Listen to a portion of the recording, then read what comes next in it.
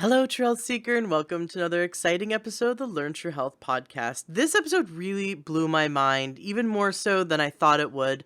If you've ever had plastic surgery or implants, you definitely want to listen. And for those who haven't, I still think you're going to get a lot out of listening to this episode.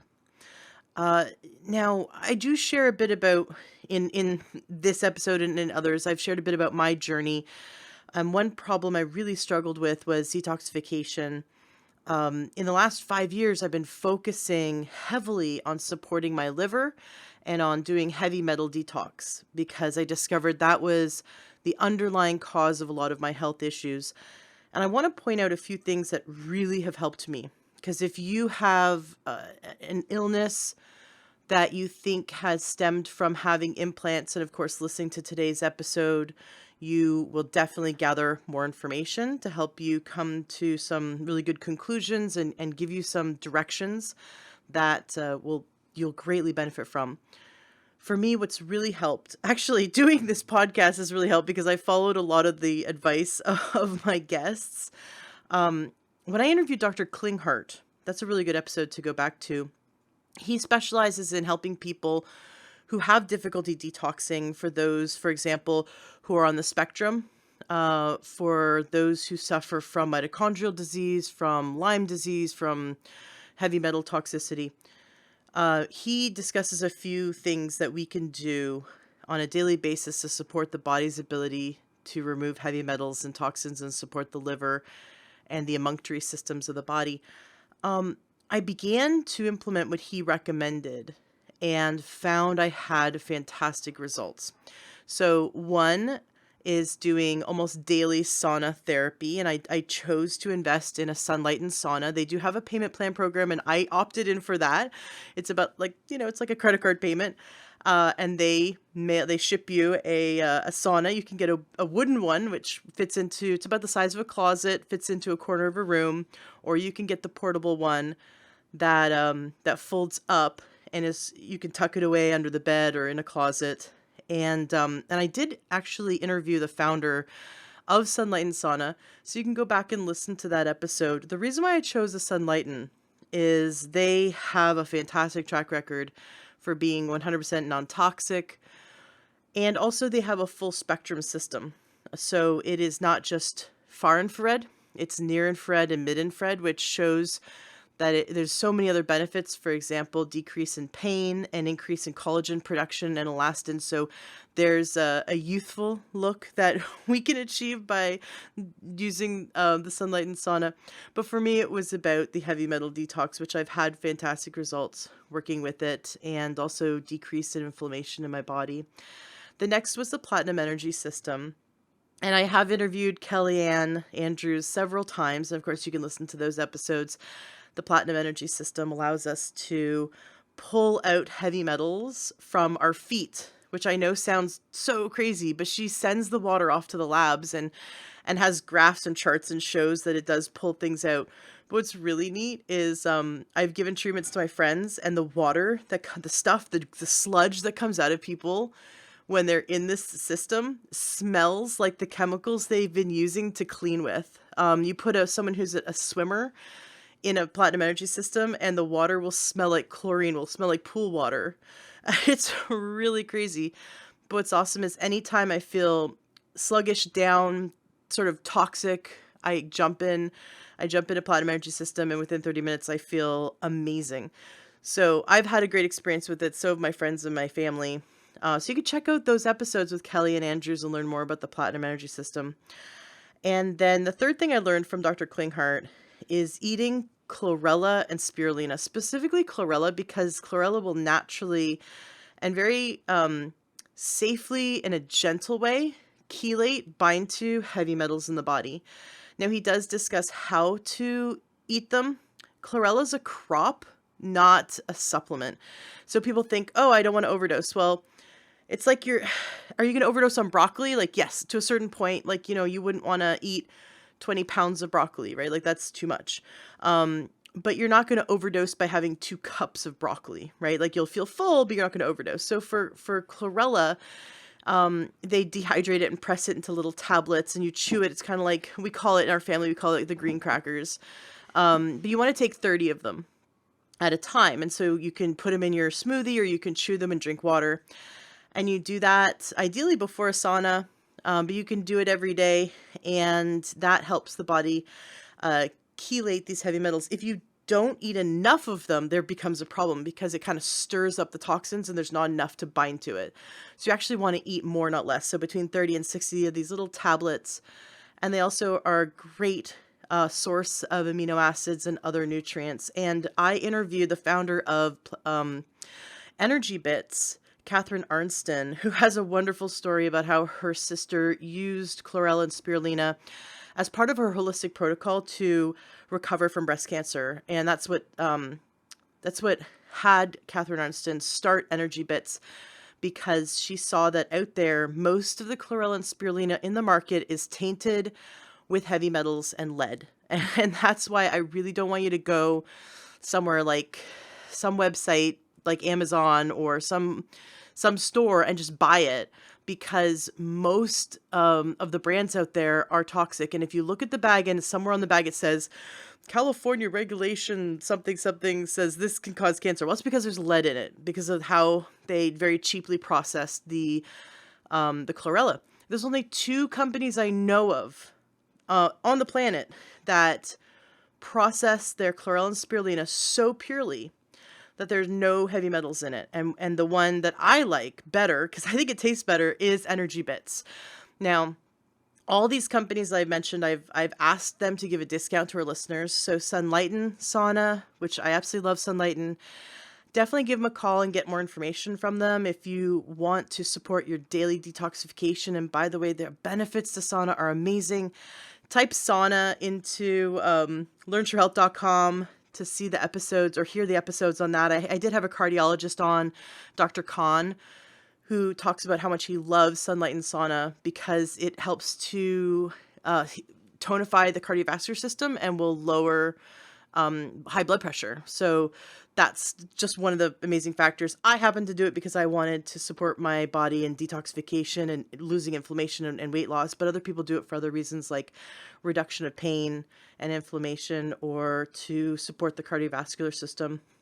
And so you can, when you do call Sunlighten, you can mention that you heard about them through learnyourhealth.com, through Ashley James, the Ashley James podcast.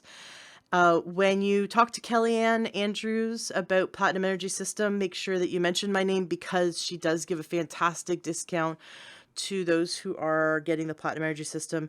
And then as far as the Energy Bits, use the coupon code LTH and you will get the discount that they give for the listeners as well. If you have any questions about this, and of course, those are my 3 biggest things, but I do other stuff on a daily basis to support my emunctory systems, but those are my big 3. My 4th one I could throw in is on a daily basis. I do take the supplements from takeyoursupplements.com. Those supplements turned my life around. I've been taking them for 10 years. I was very sick. I had many, many health issues, and that was the biggest turning point for me. I had been on all kinds of supplements before, never saw a difference till I got on the supplements from takeyoursupplements.com. And it's all about quality, you know? It's all about giving your body the raw building blocks it needs, and in the quality, in the bioavailability it needs.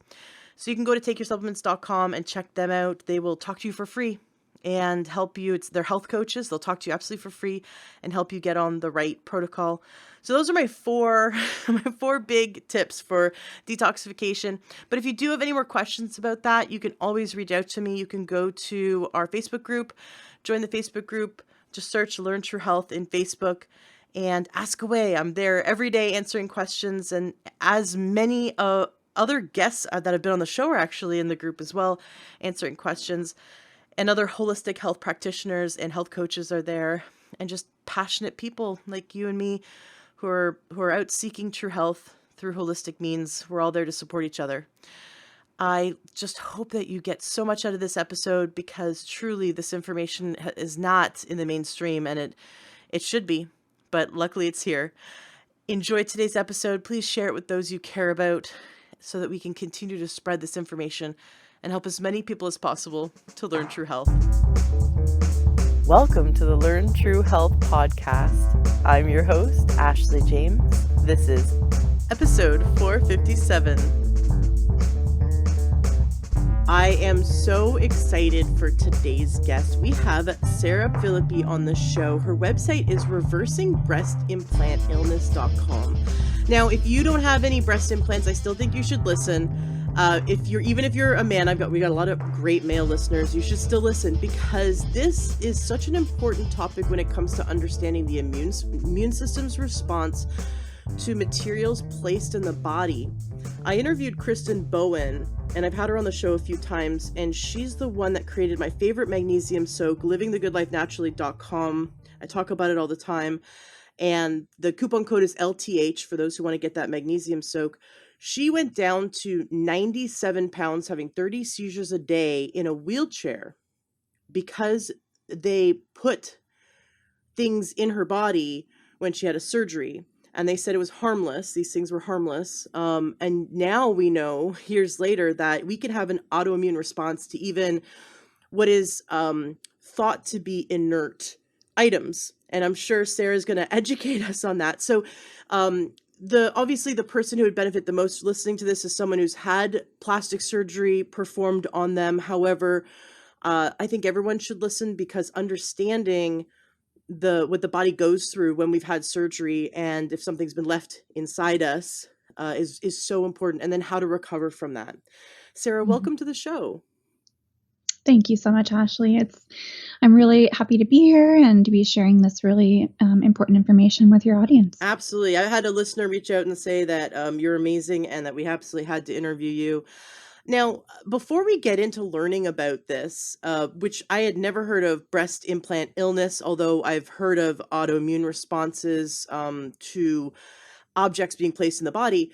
And I have a dear friend, my best friend's wife, has had issues with not breast implants, but with other plastic surgery items being placed in the body. And, the doctors guaranteed it was safe and absolutely nothing wrong would happen. And she almost died. So it's one of those stories that you just don't know until it happens. And the thing is that what you're going to teach us is that it can be something where it creates a chronic illness, not something sudden, but someone can have it for years and not realize that it has to do with the breast implants. Before we get into that, though, can you tell us about your past, about your history? What happened both personally and professionally in your life that led you to want to be an expert in this topic, illuminating this topic and helping us better understand it? Sure. It was, I think, it was a place from, going from a place of pain to purpose, really, for me, like a lot of us who are in the holistic health space, right? We have experienced something, a decline in our health for a particular reason or a multitude of reasons. And, modern medicine hasn't been able to help. And so that leads us down this, functional medicine or holistic health path of just wanting to discover the root cause. And so for me, I had always wanted larger breasts. I mean, this really came from childhood, which is interesting. You don't always think about, a desire like that coming from childhood, but it really started in this pivotal moment in my life when I was a young girl. Someone really important to me said to me, and I don't think she had ill intentions, of course, but, unknowingly said to me, you're going to be 4'11", just like me, but don't worry, you're going to have the Johnson boobs. And so it was that really pivotal moment for me where I just realized how important breasts are. And I had no, understanding of that before that moment. And so that really stuck with me. And it really, shaped my perception about my body as I matured and didn't get the Johnson boobs. And I put a lot of worth into the physical appearance. And I didn't really realize, who I was on the inside, not just who I was on the outside. And so I think there were some driving factors there that led me to making that decision to get my breast implants placed. And, I had them placed in 2011. And prior to that, I was working in a very busy teaching hospital, night shift, really very hard on my body. I was pushing my body to the brink at the gym, tons and tons of heavy weightlifting and cardio and cyclical dieting and just really a lot of stress. And so when I got the breast implants placed, that for me, I believe was really the straw that broke the camel's back. Everything else had kind of set the stage for the fall. And that was just my tipping point. That just overflowed my bucket. And within 6 months, I started developing symptoms. So, symptoms that I had never had before. I didn't have a symptom to speak of before that.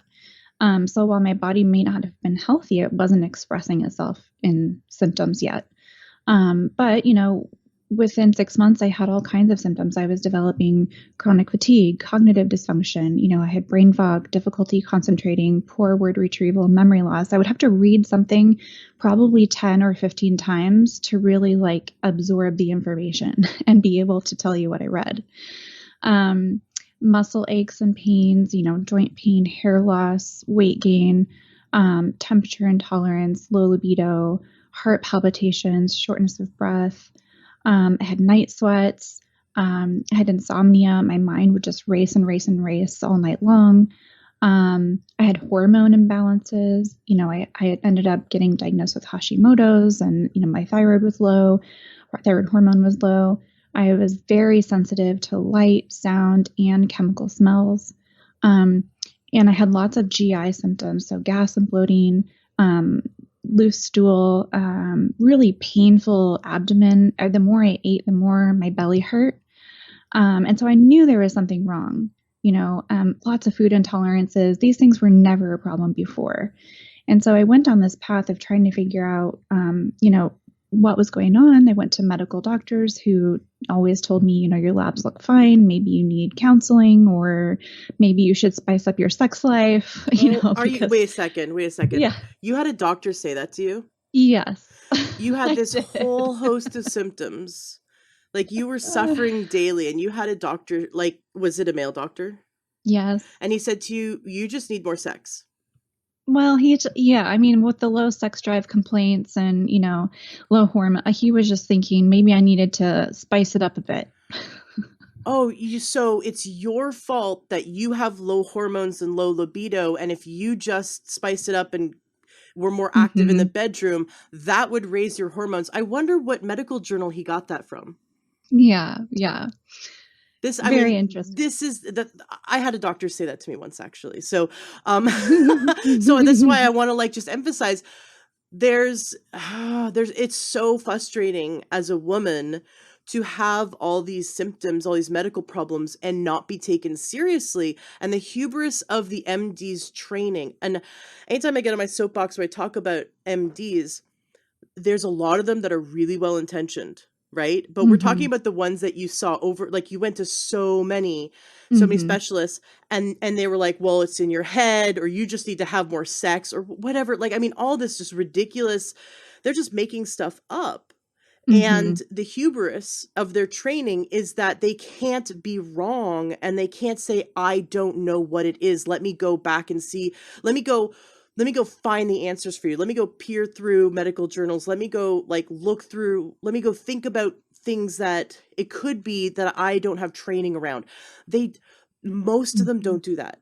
Most of them just are listening to symptoms to give you a drug to send you on your way, and not looking to heal the root cause. And this is my biggest frustration.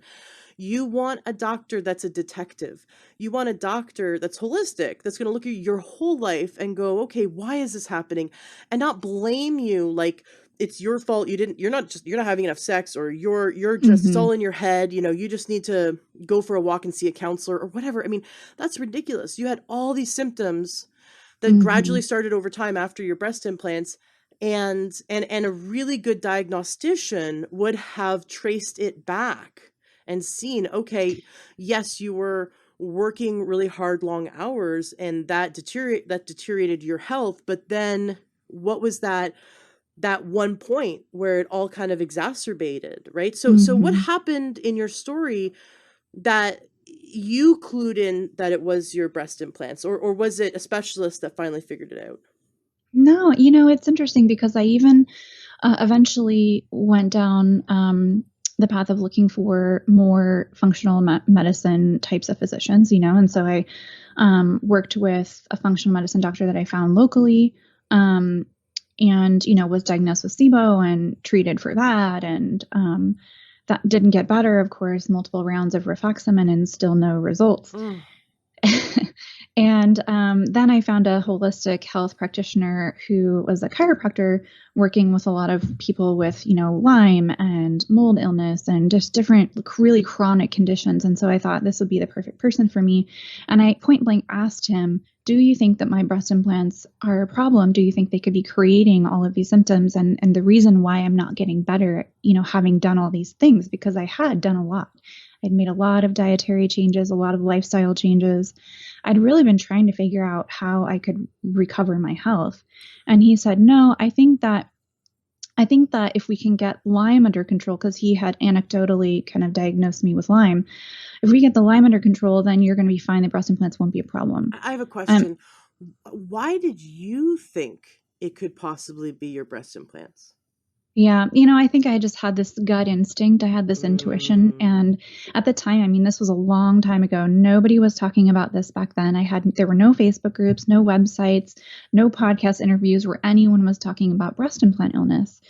And so it was just kind of this little voice in the back of my head, or, just in my gut, telling me that it could be the breast implants. And just having that medical background, I understood that, something inside of me that doesn't belong there maybe could possibly make me sick and, cause all this downstream dysfunction. And at the time, though, I didn't have enough concrete evidence. It wasn't enough for me to just go on a hunch to have them removed. It took me a long time to get to the point of deciding to have them removed. I mean, many years of going down this rabbit hole.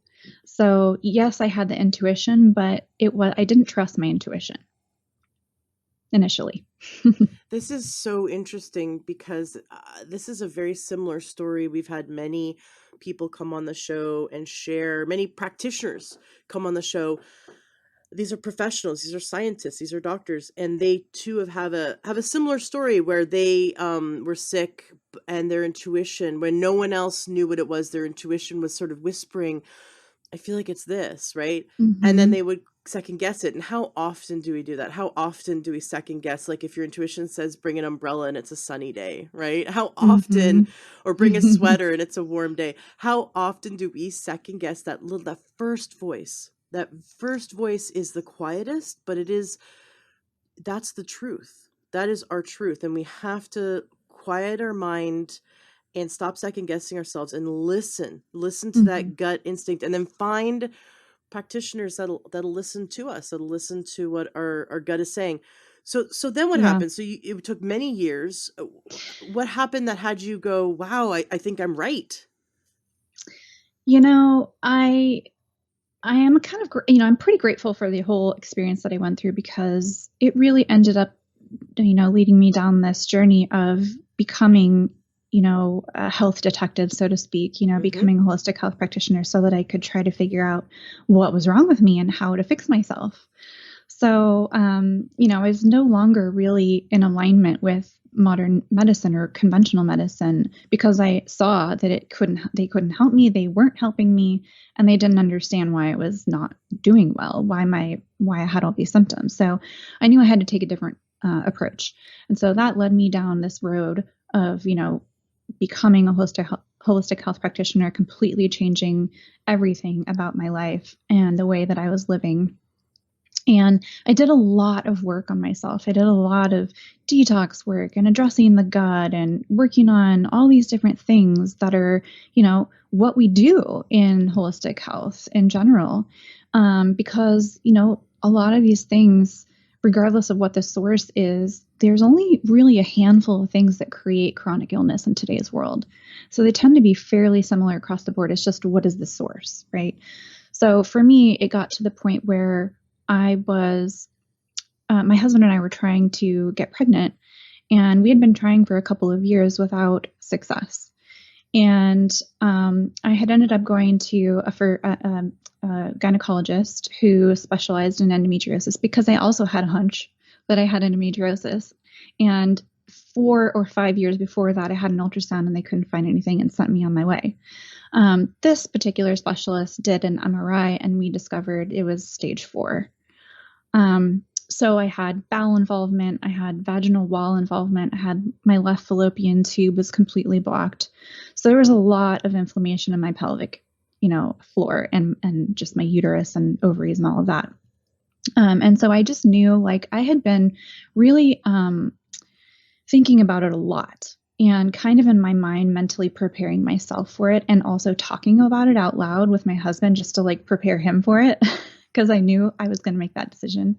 And so it came down to, the fact that I wasn't able to get pregnant. And I had been thinking in my mind, if these implants are this toxic to me and causing all this dysfunction in my own body, what are they going to do? Even if I do get pregnant, what are they going to do to a growing child in me, in my uterus? And what kind of problems could that pose to a growing baby? And what about breastfeeding? Am I going to pass all these toxins along to a baby who's breastfeeding? And I just didn't want that for, my future children. And it was really that whole experience with infertility that led me to finally making the decision to explant. And so I did. Once I made that decision, I had my implants out about 2 months later. So it was like really quick once I finally committed to it. So after you woke up from, I take it you went under, they put you under to take them out. You weren't awake during the procedure, right? Right. So when you woke up, did you notice a difference right away? I wouldn't say that I had much of a difference right away. I mean, I had definitely made quite a fair amount of improvement, which is the work that I had been doing before my explant. And so for me, I feel like I probably felt a little bit more alive, happier. Just my outlook in life was improved. I felt lighter and brighter, and like everyone else could see that in me. They just felt like when they were having a conversation with me that I just came off a bit different. Like I just came off less intense, just calmer, more peaceful. And probably that's because I didn't have this chronic source of toxic exposure just overwhelming my detox pathways. That can definitely create a lot of irritability and anxiety and rage even. I've seen that as well. So a lot of different symptoms can come from toxic overload. And so with those things I noticed right away, but there was, I did a lot of work post-explant as well. It wasn't just this miraculous healing story for me. I had to actually go and do a lot of detox work, a lot of gut work, dealing with infections, things like that, because there's downstream effect of having breast implants. And it's not just about removing the source, there's more work to be done after that. So over time, I would say it took me about a year of work before I felt pretty darn good, but I also needed to have a second surgery in between that time. So, I did decide to go ahead and have a laparoscopy for that endometriosis. And so I had, that surgery was a far more difficult recovery than the explant. It was a 6-month recovery because I had to have a bowel resection. Part of my vaginal wall was cut out. I had a fallopian tube removed and, a lot of cleanup there. And it was an 8-hour surgery. So, that recovery was quite challenging. But, I've never felt better and I'm really glad I didn't. I wouldn't say that excision for endometriosis is appropriate for every situation, but for mine, it was just so invasive and it had taken over so many different organs that it really needed to be done. So after those 2 surgeries and doing a lot of work, I would say about a year after that is when I felt quite good. And then about 2 years afterward is when I really hit the point where I felt like better than I had in over a decade. Amazing. And may I ask you a personal question? Have you guys had kids? We haven't had kids yet, and we have been trying, and it's been a long time. We've been trying for probably 4 or 5 years now. I've lost count. But for me, the interesting part, I think that was a huge blocking factor for me was my mindset. My beliefs about what my body was capable of. I mean, you hear going into a fertility specialist or, an endometriosis specialist like I did, it can be really disheartening to hear really discouraging words like your chances of getting pregnant are this. And then your age, and then only having one fallopian tube now because we had to take it out. Here are your chances, and so I think that was such a mental block for me. Right. And so over the past year, I've actually done a lot of mental emotional work. Nice. Working on healing past traumas and working on, my belief about what my body's capable of and shifting that belief. And I know I'm going to get pregnant. I know my baby's coming. But I didn't know that before. I had doubts. I had disbelief. Even when I would say out loud, I know it'll happen in the right time, I don't think I really truly believed that. And our thoughts are so powerful, right? Our thoughts are, even if we don't speak it out loud, our thoughts are, our cells are listening to whatever our thoughts are and responding as if it's true. So you're a nurse and you're a functional diagnostic nutrition practitioner. You have many credentials. So you work with clients, but you're also working on yourself. And that when I hear that of a practitioner, that's the practitioner I want to see. I want to go to the practitioner who is working on themselves, who's working on themselves mentally, emotionally, physically, spiritually, energetically, who acknowledges that emotional mental health is as important as physical health. That's, spiritual health and energetic health play a role in overall health and vitality. Now, I got to tell you, I was told by an endocrinologist that I would never have kids. Never. 0% chance that I would have kids. And my husband and I tried for 6 years. So I just want to let you know, absolutely 100% now possible. Absolutely. And it was holistic medicine alone that helped me to become fertile. My issue is not yours. I had polycystic ovarian syndrome, not what you had. However, I've seen so many women with so many different complications using a holistic approach be able to conceive healthfully. And so once we got everything in order with our diet, nutrition, lifestyle, mental, emotional health, when we got all of it together, and for us the last step was adding just some Chinese herbs that our naturopath was like, okay, these are the last thing, we're just going to put this in place. And then we had to decide to watch for ovulation, because in the past I didn't ever track it because I was told I never had it to begin with. And when we saw ovulation, we're like, oh my gosh, we did it. We're ovulating. And our very first detection of ovulation, we conceived our son. And then and now we're pregnant again, and we're having a daughter. And it was both on the first tries. And for that, to go from beautiful 6 years of like, really trying, but also not having a regular cycle, not having everything lined up, but using supplements and diet and herbs and all that. So I love that you're looking at every aspect. And the belief system is so important, because if I didn't believe, then I would have never even gone as far as to ask my naturopath for help in that area, for herbs.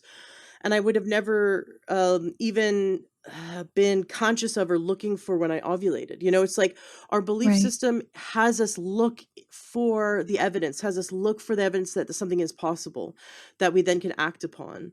And that's why it's so important to work on our belief system and to clean up past traumas, so that we can we can believe in ourselves, and we can believe in our own body's ability to heal itself. So my understanding with your situation with breast implants is that it was a toxic accumulation over time that affected all the systems. Is that because what is leaching into our bodies when we have a breast implant are endocrine disruptors? Can you maybe explain what kind of chemicals are slowly leaching into our body? Yeah, breast implants, I think, are a stressor on a couple of different levels. And one of them is, that they're a chemical stressor. And it's not just silicone breast implants, it's saline also. Saline breast implants, most people think are safer because, well, it's just water, right? It's just saline water. But it's not true. The shell of the silicone breast implants the shell of the saline breast implants are made of silicone. And so silicone in and of itself is a neurotoxin. Really? There is evidence that it chelates neurotransmitters in the brain. We're exposed to a lot of different sources of silicone these days. You think about, different kitchen utensils, all of the silicone that is in our personal care products, our makeup, our skincare, things like that. There's a lot of silicone out there. And there is one researcher who believes that that it's actually silicone toxicity that we're dealing with when we have breast implants, that it's a cumulative effect of not just the breast implants, but all the different sources of silicone that we're exposed to. And of course, breast implants are a pretty significant source of exposure, and they're living in the body. But beyond that, there's a lot of different cytotoxic, neurotoxic, carcinogenic, chemicals and heavy metals that are really inflammatory to our cells and tissues and organs that are in silicone breast implants specifically. So there's 37 plus different toxic chemicals and heavy metals in silicone breast implants. And so this means things like methyl ethyl ketone and cyclohexone, acetone, xylene, phenol. These are all neurotoxins. And then they contain things like dichloromethane and toluene, benzene. Those things are carcinogens. And then you have things like talcum powder, formaldehyde, lacquer thinner, printing ink, and metal cleaning acid. What are these things doing in breast implants? And then you have heavy metals like aluminum and tin and lead and platinum. And I actually developed some kind of reaction to my platinum wedding rings, and I could no longer wear them. My finger just was like on fire every time I put it on. And as when I got my breast implants removed, that never happened again. Wow. So that was a really interesting, correlation there. Oh my gosh. So wait, Yeah. have you ever taken these breast implants and had them analyzed by a lab to like read out all of the heavy metals that are leaching into our body from them and all the chemicals? Is that information available for people to see that this isn't like silicone? I bake with silicone, like it's safe. Yeah. Wait a Exactly. second. It's not, nonstick Teflon, right? Yeah, well, exactly. But so when I've always had that little intuitive voice we talked about, that little voice, Mm-hmm. which I told it to shut up because I wanted the silicone baking pans because I thought they were so cool, and I didn't Mm-hmm. have to use oil. I'm like, look, they're so much easier to clean. Oh my Mm-hmm. gosh, that little voice in my head, my heart was like, this does not sound healthy. This sounds like it off gases. Oh yeah. This sounds like it leaches stuff. Come on, don't go for the silicone. Don't buy into it. So man, my Mm-hmm. little intuitive voice was right, my gut was right. The stuff we use in our baking in our kitchen that's made of silicone, are you saying that this is also off gassing or releasing chemicals into our food? I haven't looked at studies on that, but I would say it's a safe bet to assume so, Well, I mean, if because medical grade silicone that they put in women is yeah, leaching stuff, can you imagine what like the non-medical grade stuff in our kitchens doing? Oh my gosh. exactly. And there've never been like studies in humans, examining what happens at body temperature with these implants, right? But there have been some animal studies that have shown that when the implants are heated to body temperature, that they do bleed out into the body. It's called gel bleed. And so yes, they are a solid material, but they do, when they're heated up, they do bleed into the body, and the breast area is so full of dense lymphatic tissue that it's like a highway for these chemicals to start traveling throughout different parts of the body. And, not only is silicone toxic to the body, but there are some researchers out there that believe that it is considered an adjuvant connected to certain autoimmune conditions. Mm-hmm. So basically it's a trigger that can Mhm. trigger certain autoimmune conditions. And, autoimmunity is also partly genetic. So it can trigger whatever your genetic susceptibility is. It can look different from person to person. It's not always going to be the same autoimmune condition. You're touching on exactly my next question to you, which is some women swear they have no problems with their breast implants. I have a friend, um, I was surprised to hear that she had breast implants because I mean, I honestly I thought they were natural. She's so gorgeous, but she was like, "Are you kidding me? I was flat as pancakes." And she said she breastfed successfully with them. She was very, very she's very happy with them. And I knew my interview with you was coming up, so I started asking her questions. I'm like, how's your health? Do you think you've had any negative impacts? Well, I know she's been focusing with her doctor. She sees a naturopath on brain fog, and Mm-hmm. she is a night owl. She has insomnia. Mm. Um, but and she's cannot handle any stimulants. So even like a little bit of Mm. coffee would drive her Yeah. nuts. But I don't know if that was how it was before the breast implants. But she says other than that, she's in really good health. Nothing to complain about. And I thought, man, what if the accumulation of toxins being slowly released is just exacerbating those issues? I get this question a lot of the time about, will everyone get sick who has breast implants? And I tend to think of them as a ticking time bomb. So, if from my perspective, why wait until your health spirals downhill? Because usually what I see is one of a couple of scenarios. Either someone has, had a lot of different sources of toxic exposure as a child, kind of like a long history of toxic exposure, maybe mercury amalgam fillings in the mouth, maybe they were born via a C-section and not breastfed, or maybe had a lot of antibiotics as a child, and then they have amalgam fillings placed, and then there's maybe they get breast implants, and the breast implants are just that thing that overflows the bucket. And then I see another scenario where someone maybe had a pretty healthy, pretty uneventful childhood, not a lot of toxic exposures, a healthy diet, not sick a lot. Maybe they got breast implants and have had no problems, and it's been decades, and they're thriving. And then maybe later on in life, they experience, divorce or loss of a loved one or a car accident. And then maybe they have, root canals, and end up developing cavitations, which are infections in the jaw, and something ends up becoming the tipping point, right? So there's a lot of these different types of stressors that accumulate, build up on the body, and tax the body's ability to cope with more. And at some point, there can be something that becomes the straw that broke the camel's back, and then someone develops a lot of symptoms. Symptoms don't happen early on when there's just dysfunction occurring. They're one of the last things to occur. And when symptoms start happening, it's usually that, the body has been breaking down for quite some time. And the symptoms are just the body's way of communicating to you that it is time to start waking up and paying attention to what's going on. What about MTHFR? How much does that play a role in this? I have a friend who has just the most severe form of MTHFR, because I know I tried to say to her, it's there's like phases of it, or I was trying to explain that you can have different SNPs, like the 25% or 25 on each side or 50 on each side, or 75% on, and she has 100%, which means she says her body only can methylate 23%, Mm. and everything affects her. If she walked into a store and inhaled some perfume, she'd have a migraine. Like it's Mm-hmm. anything that her body has to detox something, she is down and out for the count. And so she has to lead the cleanest lifestyle.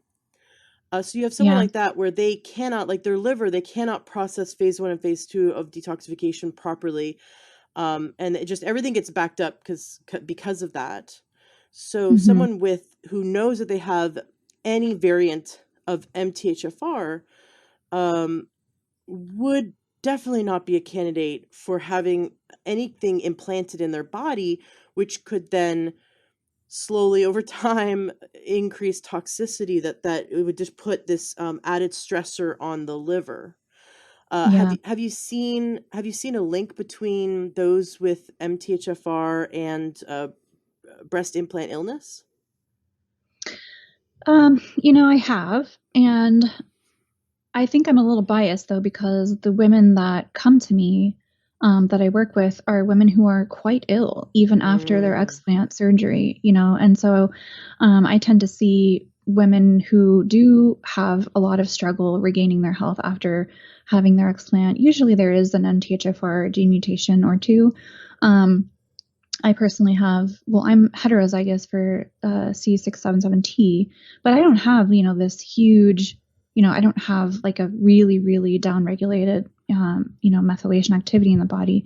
hmm My body is methylating fine. And so in my mind, it goes back to the difference between, what your body is able to handle versus what you're exposed to. I kind of liken it to, um, like either a 2 or a 4 lane highway at rush hour, which one is going to be moving more traffic? hmm Obviously, if you have more lanes, the traffic's going to flow better. And if you have fewer lanes, the traffic's going to get jammed up a lot more easily. So I think, it's not all about the MTHFR. It's really about the fact that we're living in a very, very toxic world, dealing with far more than our bodies were ever designed to cope with. hmm And then we add something like breast implants on top of that, and it can be devastating. So I don't think it's just our genes, it's how the environment is interacting with our genes. What kind of, I hesitate to use the word mental illness because there's such a stigma around it. But what kind of emotional problems arise in women who have had breast implants, who are experiencing this toxic load? Does it increase, we talked about like insomnia and brain fog? Does it increase depression, anxiety? You talked about anger. Can we talk about the Mhm. emotional aspects? Because women who are more likely to get breast implants are more likely to see a doctor for emotional issues and then Mhm. be put on drugs for that as well, Mhm. further increasing the toxic load. Like, I love that highway analogy because if your body only has 2 lanes, because let's say you, based on how much you're methylating, based on how much you're able to detox, let's say you only have 2 lanes, the breast implants are adding more cars.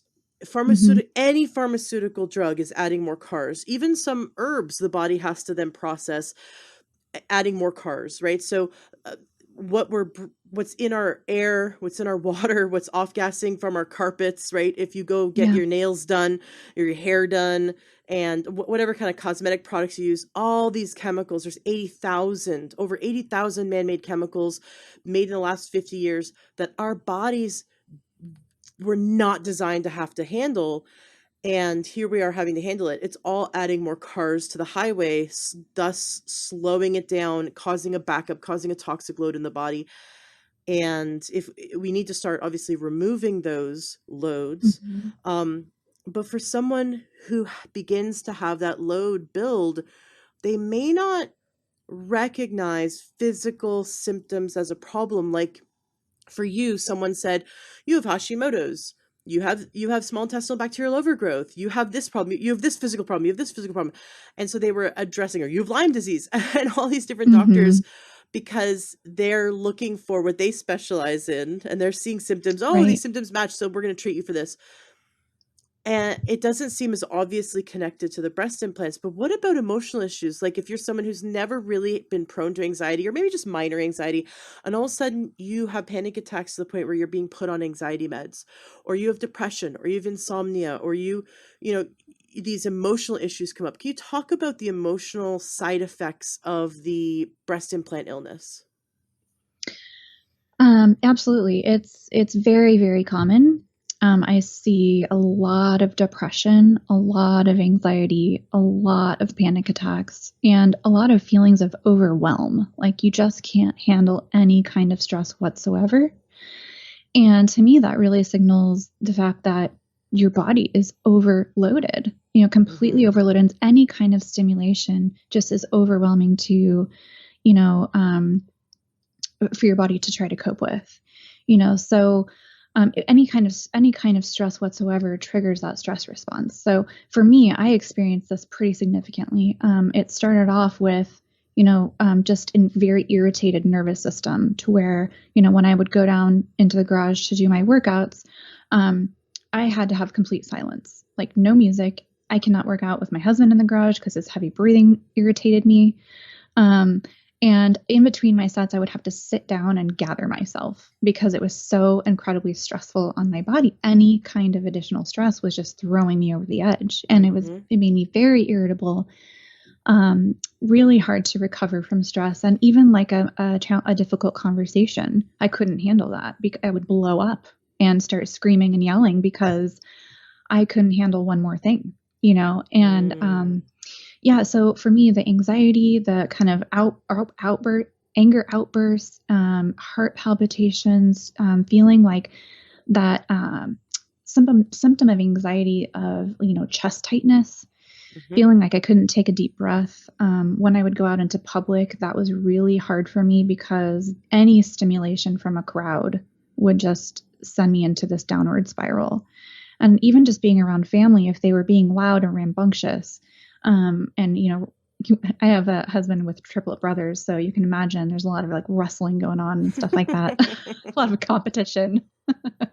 When we would all get together, I sometimes would just have to leave the house because they couldn't handle the audible stimulation. Like that to me was overwhelming. So, those types of things that I experienced are really, really common. Like no one understood what the heck was going on with me. People thought I was crazy. Well, this makes so much sense because it's almost like inflammation on the brain, right? It's inflammation of the nervous system having to handle this toxic load. But at the same time, a lot of what you just shared sounds like the autonomic nervous system being stuck in the sympathetic mode of fight or flight. Was there, and there are ways of measuring that. Like we can look at heart rate variability now and see if someone's in. I'm just curious if having, like, let's say breast implants, if having them puts the body in a state of stress, like just triggers the autonomic nervous system so that we're in fight or flight, which would then easily explain why would people have insomnia, right? Why would they have that irritability? Why would they have outbursts? Why would they be on edge, right? And then you're being told by a doctor, it's all in your head. You got to go see a counselor. Well, no, the root is in the body. Our physical body and our emotional body are connected. So when we have emotions, like, yes, of course, sometimes we got to come at it from healing traumas. We also have to come at it from looking at, well, what's going on in the body that's putting us in this state. And it sounds like you were in fight or flight. Have you been able to measure that at all or look into that at all with your clients a bit to see if they are kind of stuck in fight or flight? Well, when I did my own testing back when I was really, really sick, my neurotransmitters were completely tanked. I didn't really produce a whole lot of neurotransmitters, which, when you're dealing with a lot of different sources of stress, you need norepinephrine and epinephrine, in order to cope with that.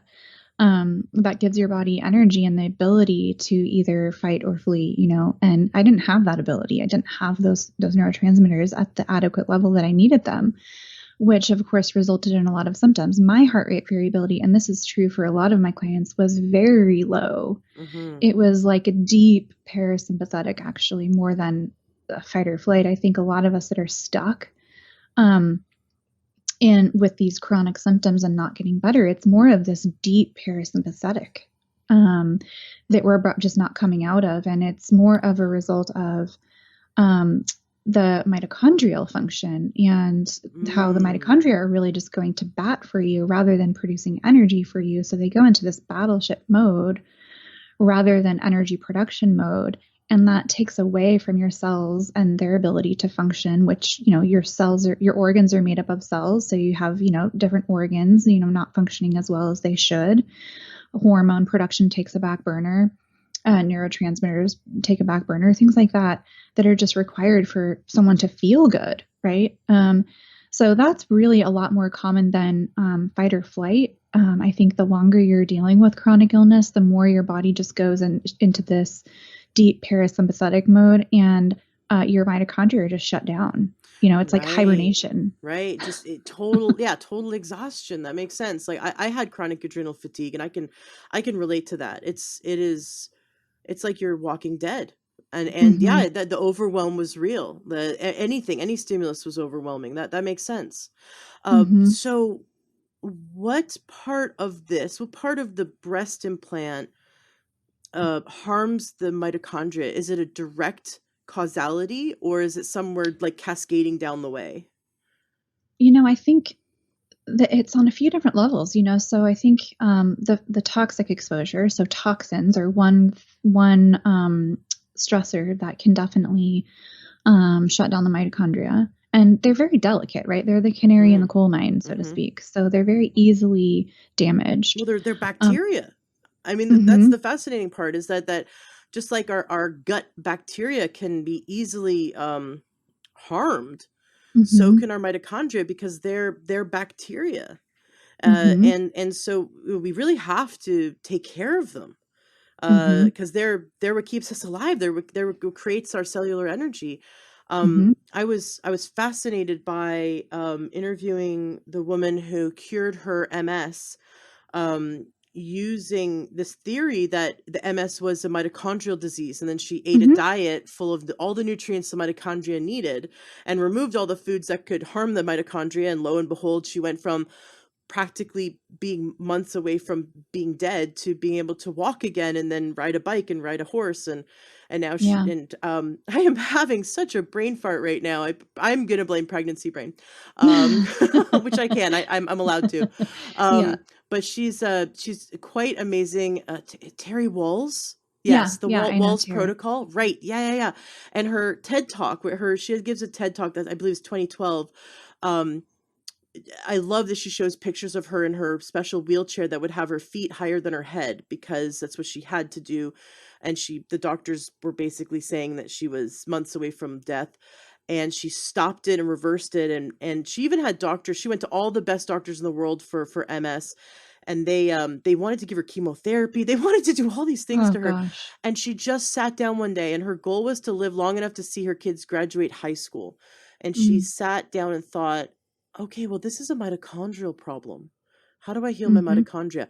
Isn't Yeah. that interesting, that it just Mm-hmm. takes one doctor with that detective mind we talked about, to stop thinking inside the box that they've been trained to think in, and start looking at the body and going, well, what's going on? And how do we support the body with nutrition? So here we Mm-hmm. have this toxic overload. You said the Mm-hmm. mitochondria is incredibly sensitive, and just the toxins from breast implants can cause some issues for the Yeah. mitochondria. What else in this big picture is affecting the mitochondria?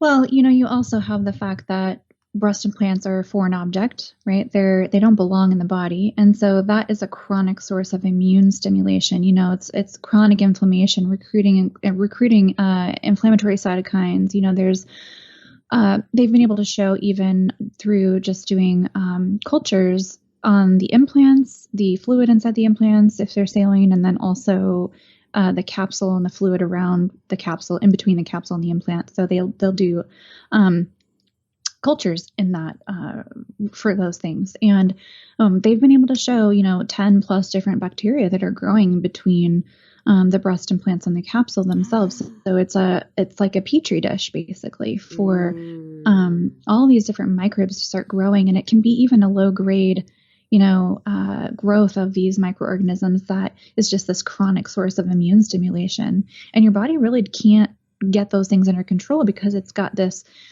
foreign body that is like this big distraction. Your body's trying to go to work to address that foreign object, and that's the reason that it creates a capsule, you know, around the implant. It's scar tissue. It's trying to Mm. wall that implant off so that it can protect your body from that exposure. um, but you know, unfortunately, uh, all kinds of bacteria, you know, our breasts are not sterile. There's a lot of bacteria even within the breast tissue. And it's a perfect environment for all kinds of different microbes to grow and wreak havoc and thrive in the body, that kind of going undetected by the immune system. And part of that going undetected is the fact that they create biofilm.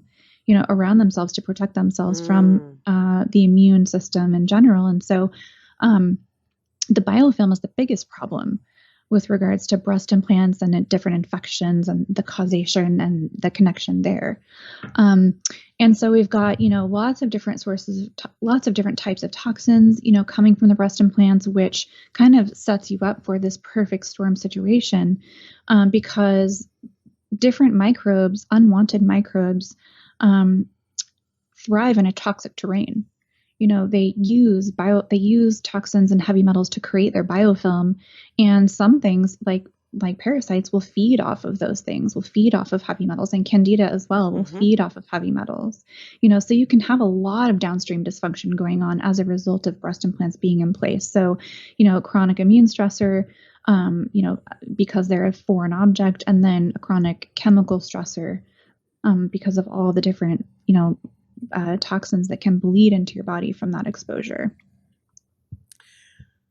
That is fascinating. So the body creates scar tissue around the breast implant. And then, and of course, I mean, any woman who's been pregnant or breastfed knows about mastitis. The breasts are designed to make breast milk that has all this good bacteria in it, we're giving healthy bacteria and an immune system to an infant. So of course it's not a sterile environment inside the breast. So to think, I mean, to think that anything, skin deep, anything below the skin is sterile, it's silly. And so, yeah, putting a foreign object there, and then it creates scar tissue around it, and then there's bacteria that's growing, and like a bad culture that can develop in your gut. Imagine the bad cultures developing around your breast tissue. And they themselves, even if it's a constant low grade infection, any kind of microbial presence as they die off creates toxins. And their poop, they're essentially, whatever they poop out is a toxin. That's why we feel so crummy when we're coming off of a cold or a flu. We feel so crummy, or like food poisoning, right? It's actually the toxins left behind, the poop, and also the bacteria that are dying, right? Yeah. All the toxins left behind make us feel so horrible, because it is such a stressor on the body to have to handle those toxins.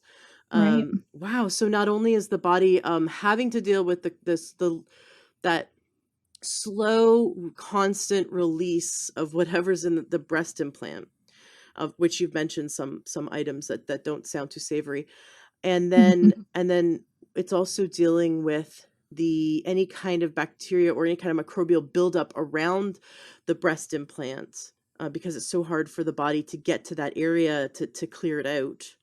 Right. And the immune system's all kind of revving up and having to work on that. I'm sure you've looked at the meta-analysis. Statistically, women with breast implants, do they have a higher likelihood of developing cancer?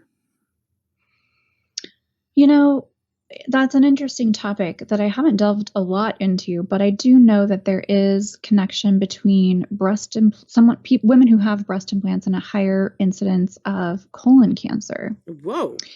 Which is interesting, right? Not breast cancer. And the theory is because the implants are putting a lot of pressure in that area, keeping the immune system looking at it. Yeah. And so, but I tend to think about it in a different way with regards to colon cancer. A lot of the toxins we're exposed to end up going right to the gut. That's one of the ways we eliminate, through the liver and then dumped into the gut for elimination. So I have to wonder too, like how much of the toxicity component is playing a part in the development of, abnormal cells in the colon. I had this explained very scientifically once, and I'm going to try to do it in my layman terms, that these 80,000 chemicals that are in our environment, in our food, water, and our breast implants, all that, the body doesn't recognize these, right?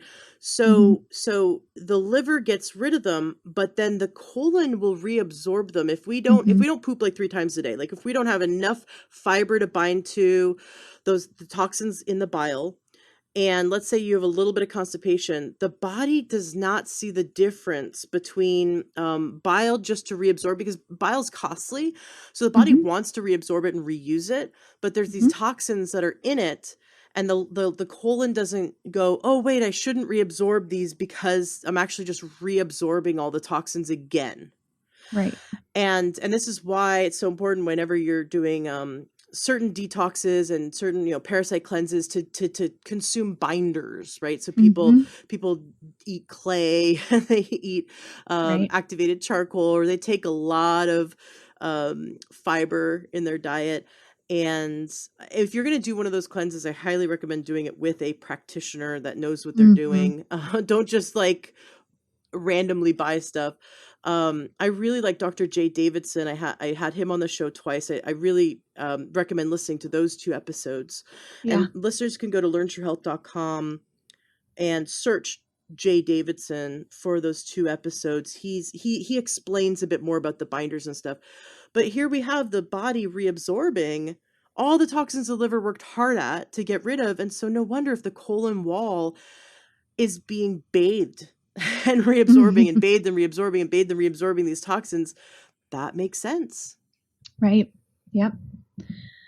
Yep. And I absolutely agree that people out there in the world should not be attempting to do detox work on their own without a trained professional. I think that's so important. I've seen so many Right. women just make themselves so much worse.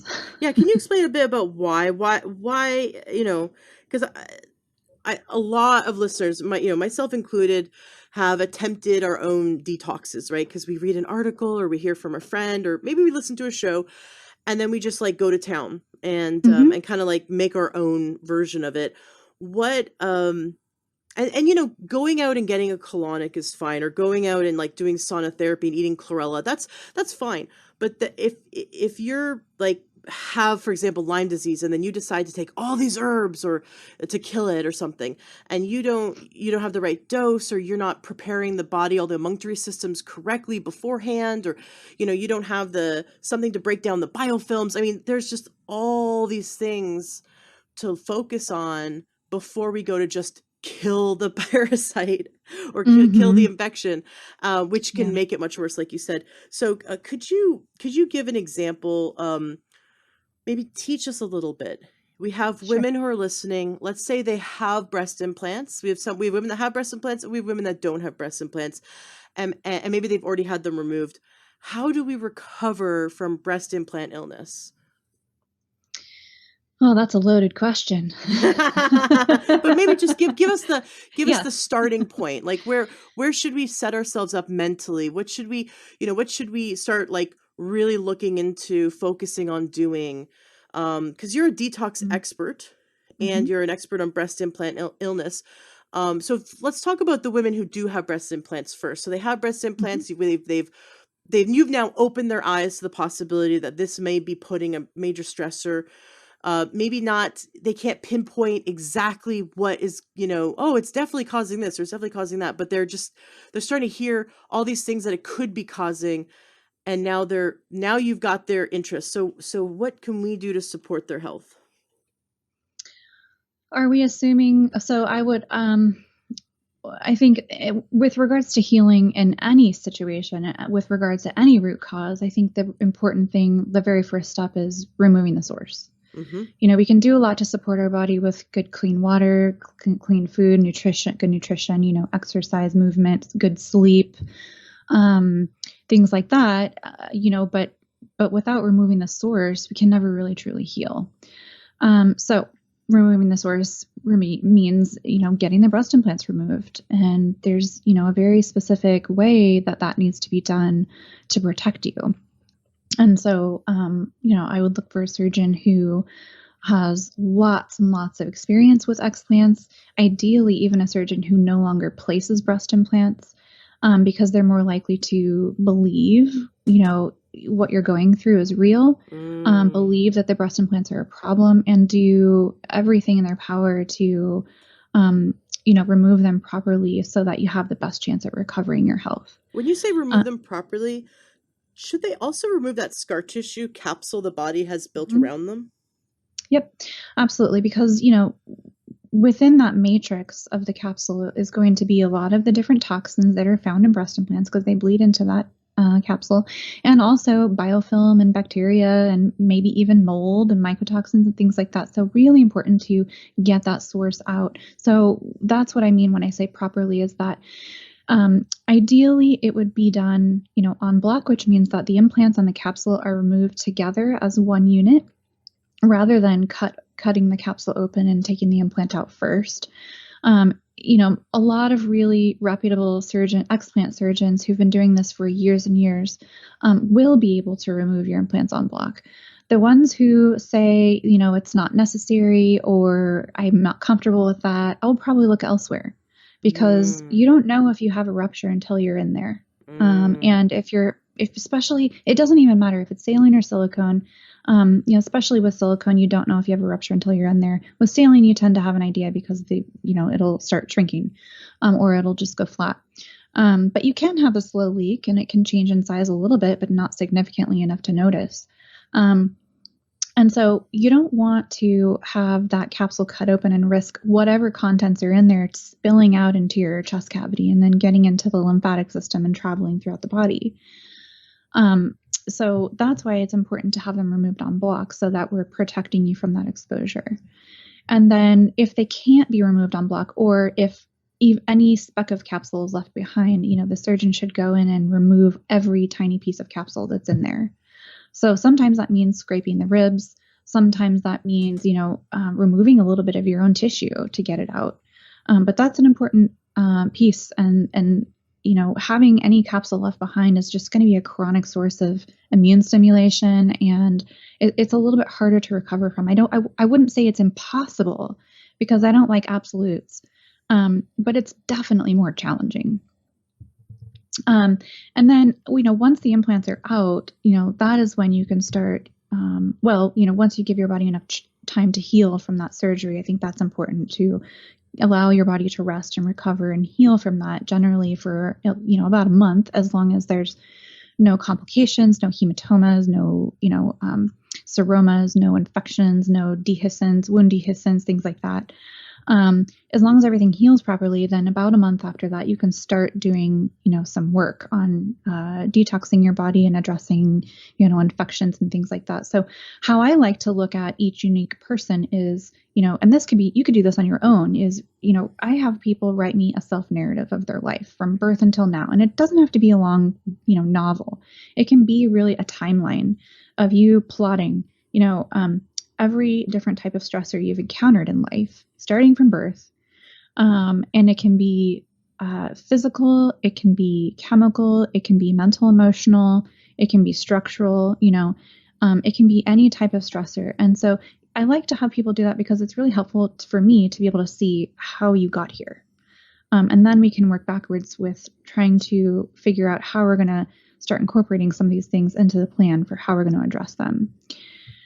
And then I always think that functional lab work is helpful to look for other hidden stressors, because not only is there going to be downstream effects of having breast implants, like different types of microbial imbalances and toxicity, there are also going to be potentially other different types of hidden stressors in the body that may be unrelated. Maybe you had some health issues prior to the breast implants going in.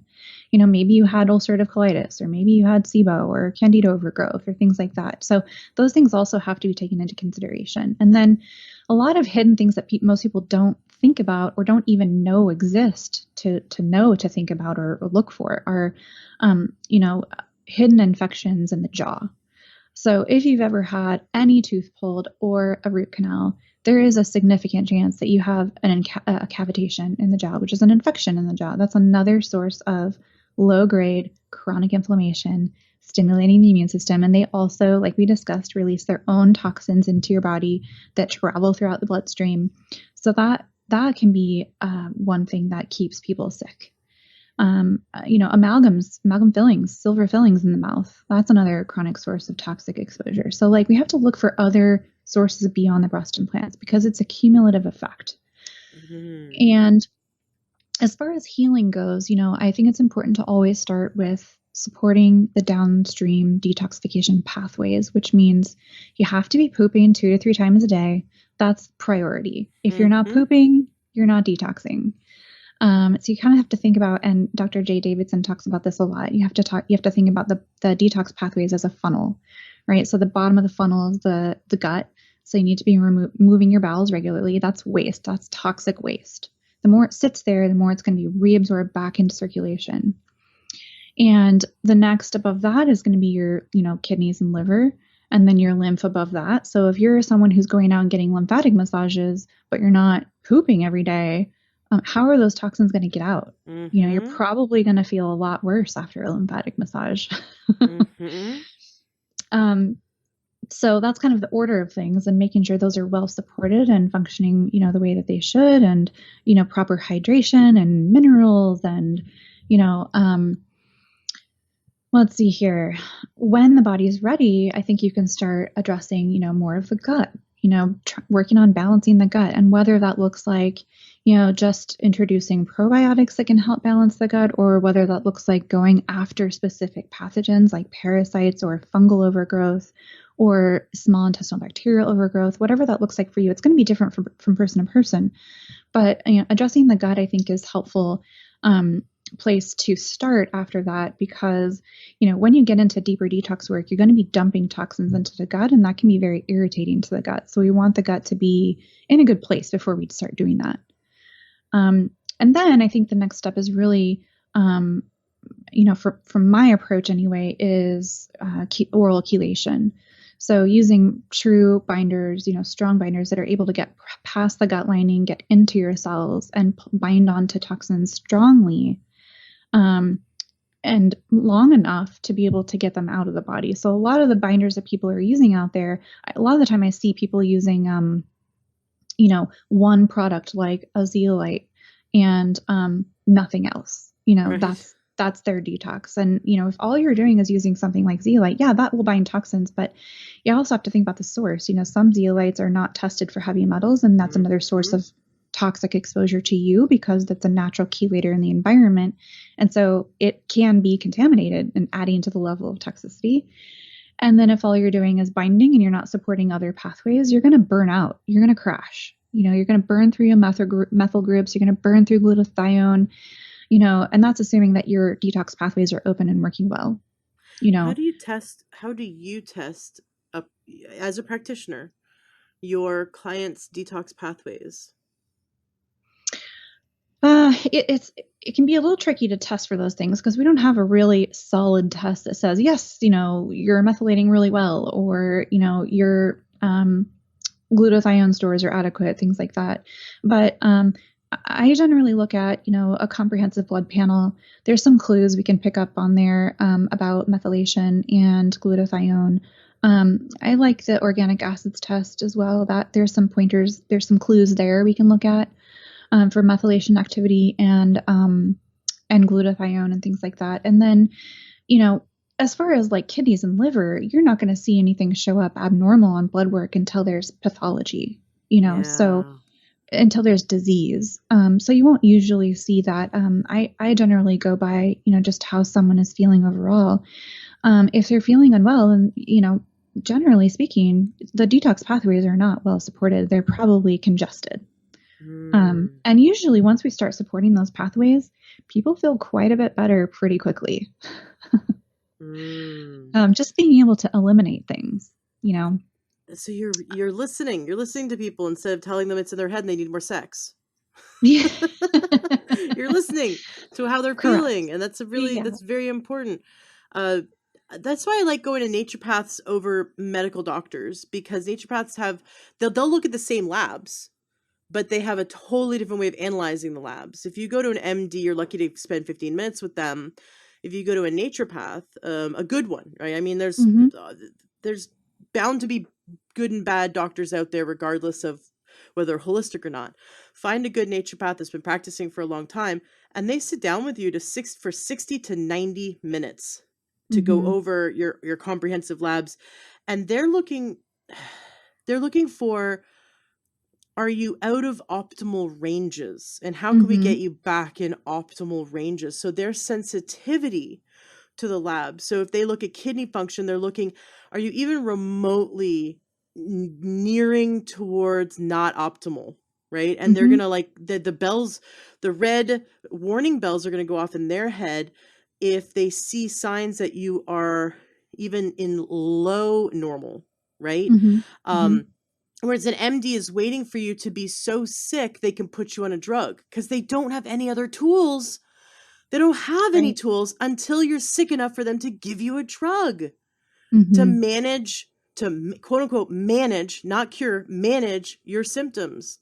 Mm-hmm. Whereas going to a holistic practitioner like yourself, a functional diagnostic nutrition practitioner, going to a good naturopathic physician, they have so many tools, right? They've got diet, herbs, lifestyle, all these things that scientifically are backed and proven to support the body to get back into optimal ranges. But we have to look at the labs differently. We have to look at them from the standpoint of, are you in optimal health? Are you creeping out of optimal health? And then of course listen to the client and believe them when they say, I feel this way, I feel this way, I feel this way. Believe them and Right. go, okay, and take that into account along with the labs for understanding the whole picture about the person. And that's why I like going to like yourself, a functional medicine practitioner or a naturopath that spends enough time with you that they can really get the full picture of what's going on in your life, and they can do that Mm-hmm. detective work. So I know almost Right. every episode of my show, over 450 episodes, has been kind of a commercial for seeing a holistic practitioners, because I spent years beating my head against a wall, seeing medical doctors, just being given drug after drug, and I was so sick. And they told me if I stayed in that world, if I stayed in mainstream medicine, I don't even know if I'd be alive, but if I stayed in mainstream medicine, I'd still be on monthly antibiotics. I would still be infertile. I would my weight was out of control, so I imagine I'd probably be one of those people on gurneys. My type 2 diabetes was completely out of control. I had really bad polycystic ovarian syndrome and infertility, and um, exhaustion, adrenal exhaustion, so bad I could barely function. And it was Mm-hmm. getting worse and worse and worse. And that was in my 20s. If I had stayed, and if I had stayed that way, right, and kept seeing MDs, I would just keep getting worse and keep being put on more and more drugs. I Mm-hmm. don't even know if I'd be here. I'm so Yeah. grateful for for holistic medicine and for just snapping out of it and going, I reject this entire system. I will gladly go to an ER if I need emergency medicine, like I have a broken arm or Right. something, or I have an infection that I can't handle. I would gladly go to an ER. Allopathic, reductionistic medicine, when they take you apart and just look at your little organs and don't look at you as a whole, that is Right. fantastic for saving your life if you're in a state of life or death. That's where they Mm-hmm. shine, right? I don't want to go to a naturopath if I have a broken bone that needs to be reset and Right. put in a cast or whatever.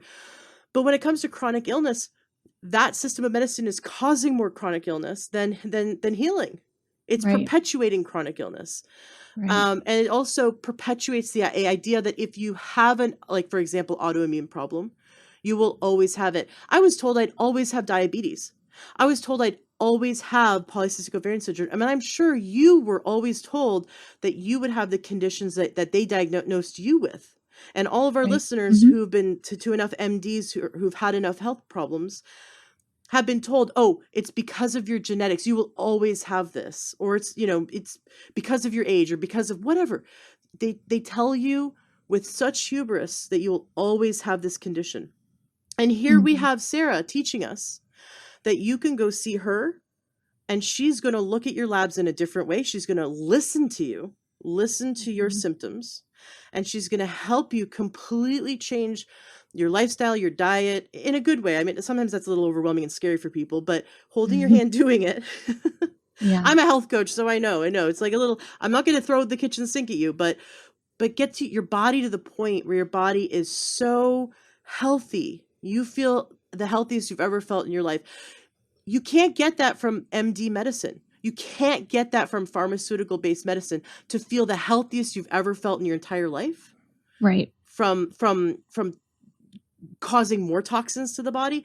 So it all starts with mindset. And I believe, you talked about this before. It really does Yeah. start with the mindset. We have to change our mindset, completely rewire our mindset to go into this new way of thinking where believe the body can heal itself and then act accordingly. Yeah, absolutely. Yeah, and I believe that the body was designed with this God-given innate intelligence to self-heal if we take responsibility for our health and take the actionable steps needed to get it back, and that mindset component is so huge. And I think it even bleeds into, how we think about our condition and how it happened. And with women with breast implants, I think this is so important because a lot of women with breast implants who are sick and they discover breast implant illness, the feelings initially and that, they can become chronic, are of shame and guilt and regret and then also, anger towards the medical system for, why didn't I know about this? Like, why wasn't I told? And there's a lot of anger towards doctors and the medical model. And I think that that's not a healing mindset. We have to get out of the victim mentality in order to heal. And so I think it's good to bring that up. I think it's good to address anger, if held on to, is toxic, but anger that is processed is healthy, because if we bury it, right? If we bury it, we don't process it, or we stick in, if we just try to stick it somewhere, right, without really like processing, working through it, healing it, right? That's also holding on to a toxin. I know, because that was me. But actually facing the anger, being with it, because there's two forms of negative emotion, or there's two forms of anger. There's two forms of, you could take a negative emotion. It's a negative emotion about the past. Like, for every time you've been hurt by someone, right, and you felt angry about it, that's a gestalt in your neurology that you're holding on to. That's a chain of all of the events from your past, and that's incredibly toxic, because that gets reanimated inside our neurology every time we relive something that brings up anger. But anger in the moment about something that's happening, let's say, to us, which I understand, I don't want to go into victim mode either, but something that's happening that is violating our boundaries. Anger is our body and our mind's way of saying, my boundaries are being violated. You got to do something about it. And if we take action to stop our boundaries from being violated, and then process the anger, work through it, and heal it and release it, and don't hold on to it, don't stay in it, but acknowledge it. Acknowledge, yes, my boundaries are being violated. Once we take action towards not allowing our boundaries to be violated, like firing the MDs that no longer help you, and hiring new doctors and new practitioners that are going to serve you, that is an actionable step. Because if you're staying in victim mode, you're going to stay with your captors, right? You're going to stay with the people who victimized you. But taking all the actions to ensure that your boundaries are healthfully enforced. And when anger comes up, go ask yourself, is this anger because my boundaries have been violated? Or is it anger from the past? And work through it. But getting to that point, I think anger is healthy when it allows us to see that we have been down a path that's hurt us, and now we're seeing all the things that did hurt us. And as long as we can go, okay, I'm going to enforce my communication, my boundaries, my research, everything. My mindset is now shifting. I am asserting myself. I am advocating for myself. And I will only put medical professionals on my team that are in alignment with my values and my boundaries. And just acknowledging that anger was a motivation to get you there. Right. But don't stay in it. Don't stay in victim mode. Because that, like you said, shame, guilt, and that anger, and beating, because that anger, then we turn it inwards and we start beating ourselves up. Why did I do this to myself? Why did I let this happen to me? Why did I, and that is really unhealthy. So we have to let it go. So I love that you're acknowledging that, because I think there's so much emotional process work we have to do. Right. If we're coming to terms with a choice we made in our past has led us down this really negative route, and now we're looking to reverse it. right? So Mm-hmm. we're also have to reverse and, heal all the emotions associated with it. And then what about everything that led up to a woman have choosing breast implants? Because I know it's unique for each woman, but and I don't have breast implants, so I can only imagine that for me to choose to get breast implants, it would have had to I would had to have been had such an insecurity. And then this is just me. I'm not saying all women, but I would have had to have such an insecurity that I needed to get them so that I would stop feeling that way about myself. Mm-hmm. So do you also look at that and look at what happened emotionally that had you want to get them, and is there anything to heal there? Certainly. I think there's a lot of reasons why people get breast implants, and it's not always vanity. It's for some people it is, a decision after having mastectomy from breast cancer, and Mm. for other people it is, they went in to have a lift after they were done having children, and the doctor convinced them that they needed to have breast implants. Oh, they upsold Um, them. yep, Good yep. salesman. He had a boat payment. hmm And then for other people, they were like me and just really had a lot of insecurity, and the breast implants made them feel a lot more beautiful or sexy or worthy, So I think there's a lot to think about, and I think it really just takes doing a bit of digging and reflecting and um, Mhm. you know processing of everything that has happened. I really don't think that we were that this kind of thing happens to us. I really think that it happens for us. And for me personally, I can't speak for everyone, but for me, I really feel like I went through this partially to really discover who I really am inside as a person, as a human being, um, beyond just the physical appearance. And there's so much growth that happened as a result of that. And I will say I'm probably not the same person that I was 10 years ago. Oh, absolutely. And secondly, I think, it really has taught me how I should be living, just to maintain my health, to keep my health for life, rather than to struggle through life with a lot of symptoms and bounce around from doctor to doctor and, this surgery and that surgery and all these different prescriptions, like most Americans. But it taught me how I should be living in order to really live a healthful, vibrant life full of joy that we deserve. Yeah. And so, I think that we can take this experience and really learn a lot about ourselves and about who we are and about how we should be living. And it can be a positive experience once we kind of get to that place of, going through those emotions of whether it be anger or sadness or regret or shame or whatever, and acknowledging those things and then letting them go and moving on, moving forward and not looking back, just continuing to take continuing to take the next right step each day, towards your future. I'm sure you've been asked this. Is there a safe alternative to breast implants? Yeah, Wave your so magic wand. I'm sure they're working on those things as we speak, just based on, the uproar that's going on with women right now with regards to breast implants and how they've contributed to poor health. And so I know there's probably things in the work that we don't know about. But one other thing that I do know is there, is always the option of having a fat graft. There are a couple of different techniques that I know of. One is like a fat flap technique, basically, where they take fat from underneath the armpit or potentially underneath the breast and kind of rotate it around to make a breast out of it.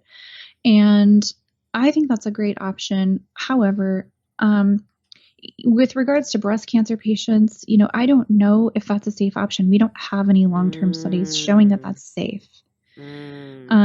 And then there's liposuction with, fat transfer to the breast. And then that also has its own risks. You're really, it's an aggressive surgery. The cannula that they use, if you've ever seen it, a video of liposuction, it's pretty darn aggressive and it's superficial, layers that they're working with. And how much does that disrupt the lymphatic system? Oh And how much is gosh. that impacting your ability to detoxify and remove waste products? And how much is that impacting your ability to get nutrients, to the cells?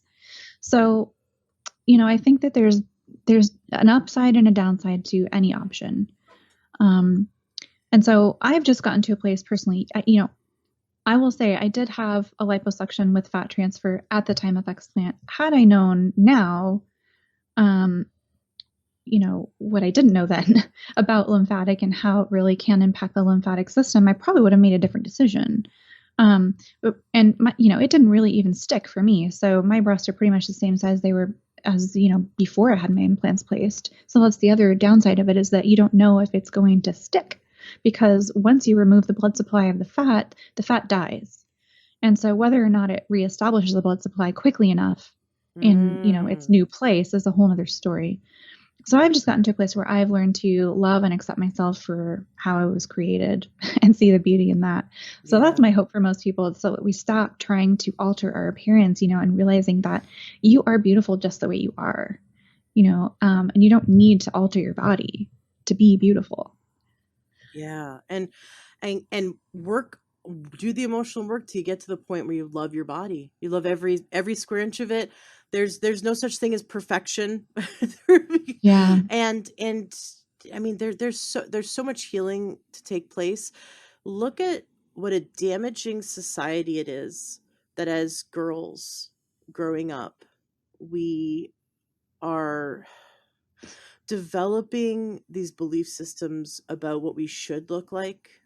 Mm-hmm. And this is not a new discussion. If we look at Mm-hmm. fashion through history, we can see that um that we have been subjected to basically being cattle Mm-hmm. for men, but also for society and for other women, for the acceptance of society, and our external, how we appear externally is going to determine whether we're accepted or not. And with that plays, I mean, this is of course in the mind, the mind of a child, the mind of a little girl, Mm-hmm. analyzing the world.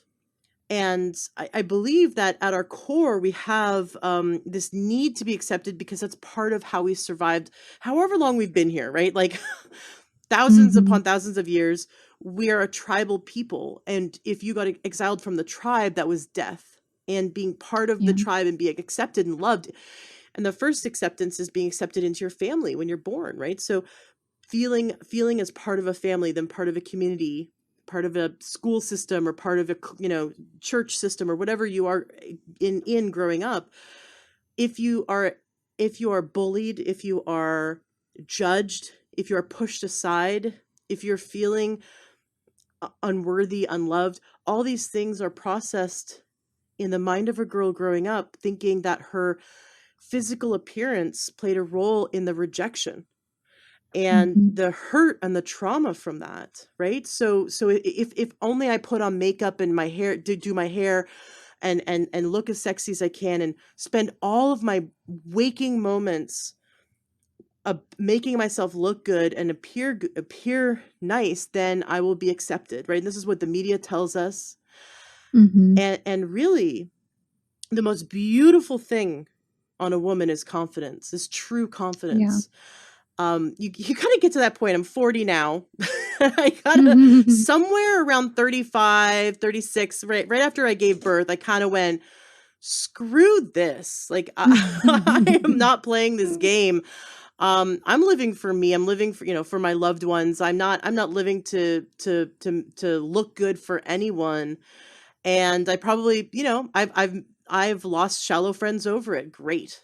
I've made some Mm-hmm. deeper friends because of it. Right. So, I know that there's industries still where women who are listening are in industries where they have to look good in order to get a raise, in order to get a promotion. They have to, and this is the sad part, right? This is the sad Mm-hmm. part about society. But we need to kind of analyze how we grew up and the world, and how we analyze the world, and realize that we internalized this Mm-hmm. idea that our looks need to be perfect, right, in order to be loved and accepted. Mm-hmm. And then we do something like give ourselves implants or do Mm-hmm. plastic surgery, causing further harm, And Right. so I love that you brought up right at the beginning of the show, you brought up that this is as much of a physical healing journey as it is in a mental and emotional one. And Mm-hmm. to work on it, to work on all aspects of it. Right. Yep. Yep. Yeah. Women today, young girls today, gosh, I would hate to have grown up in today's world Mhm. as a younger girl. I mean, it's just, we had when we were young, we had, magazines and billboards and commercials and movies and things like that. But now it's just everywhere you look, it's in your face, all over social media, Yeah. and having constant connection to social media, the way people do today is just, it's a recipe for disaster for young girls. And we're in the midst of like this body positivity, movement, and loving and accepting all different shapes and sizes. But at the same time, we have that message. We have the other side of them, of a different message, which leads us to do all of the things that we do, right? That leads us to have our eyebrows tattooed on our face and have eyelash extensions and um, get breast implants, get Botox, get lip injections, get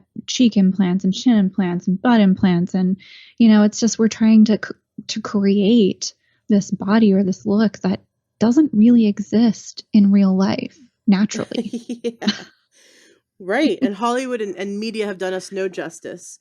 I read an article recently, really interesting, about the young children. It was doing a cross section of the young children who are questioning whether they were born in the right body.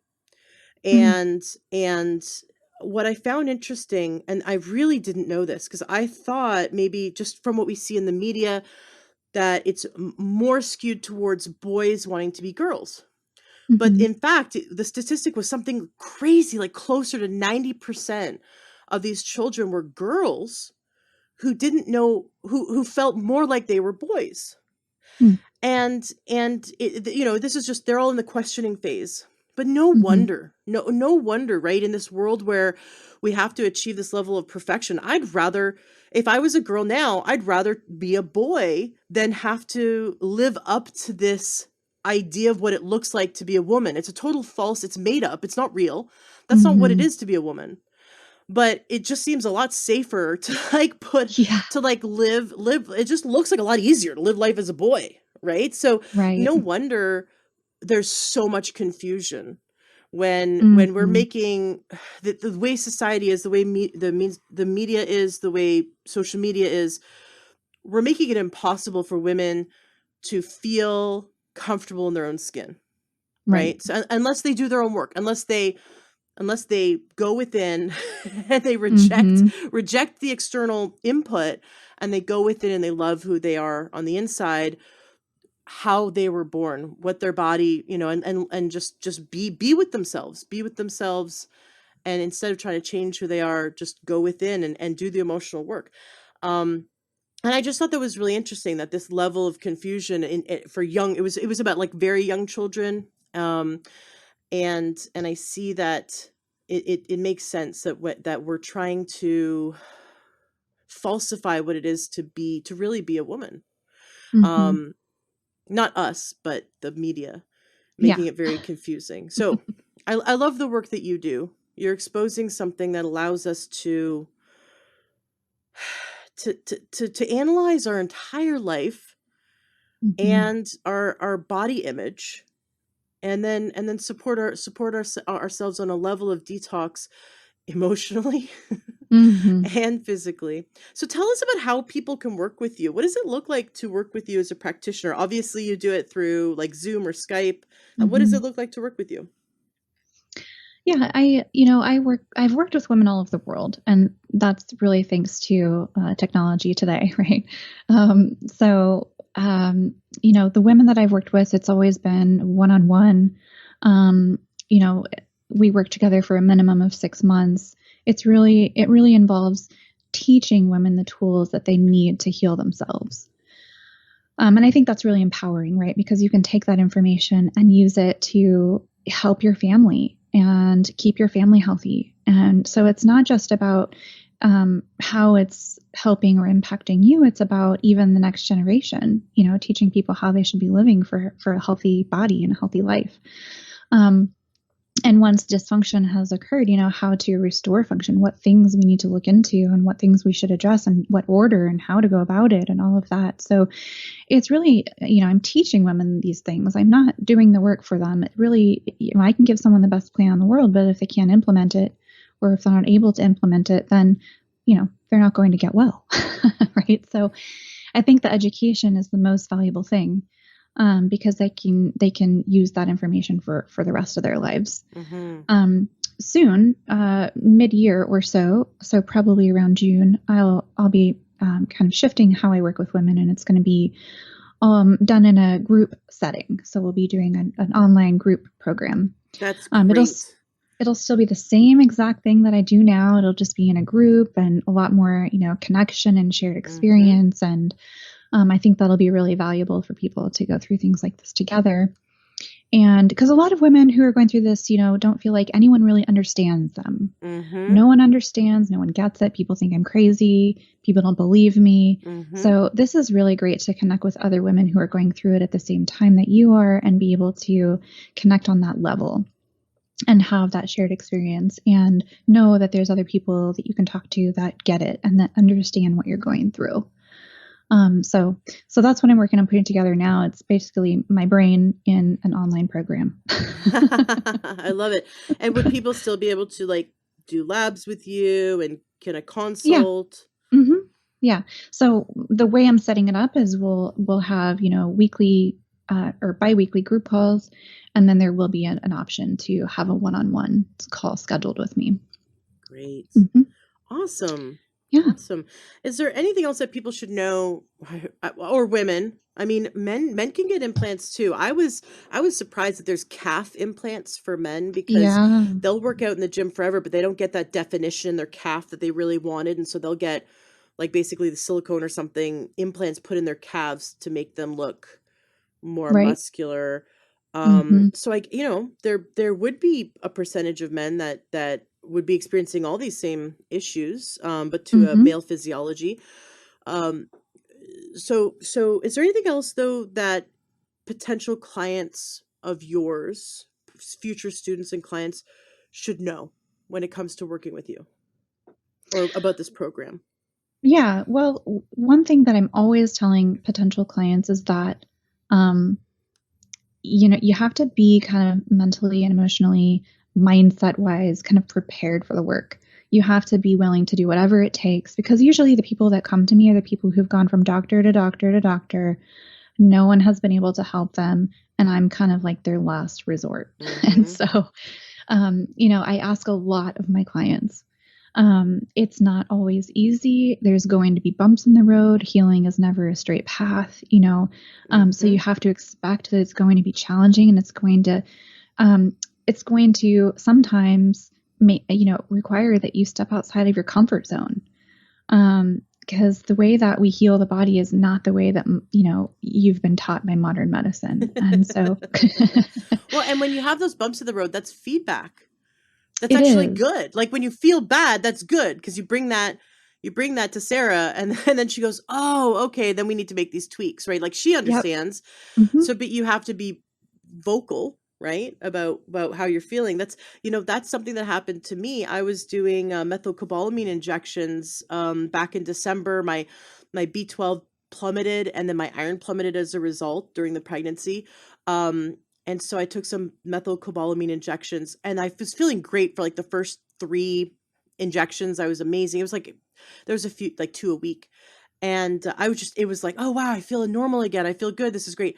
And then about 2 or 3 weeks into the injections, they would make it so I was totally out for the whole day. I was just in bed. I'm like, what is going on? And I talked to my midwife, who's amazing, absolutely amazing. She's been a midwife for over 20 years. And she looks at me and she goes, well, Dr. Ben Lynch, and I've had him on the show, by the way, so I was just really impressed that she starts off by quoting him. Mm-hmm. Well, Dr. Ben Lynch says that methylcobalamin shares the same pathways as insulin, and if you don't need any more methylcobalamin, then it's actually reducing your capacity for your body to use the insulin. And she's going on and on about all the pathways, and I'm like looking at her like, I should have you on the show. Yeah. And then so she told me, okay, I want you to do this instead. And I went from, I felt good, but then I started feeling really bad, and then she adjusted it and I felt even better. And that's the Mhm. thing, is like, you have to be in communication with your practitioner, and the Right. practitioner, a good one like Sarah, who knows what to do with that information. So Mhm. yes, it's challenging, but it's also, then on the other side of the challenge is incredible rewards.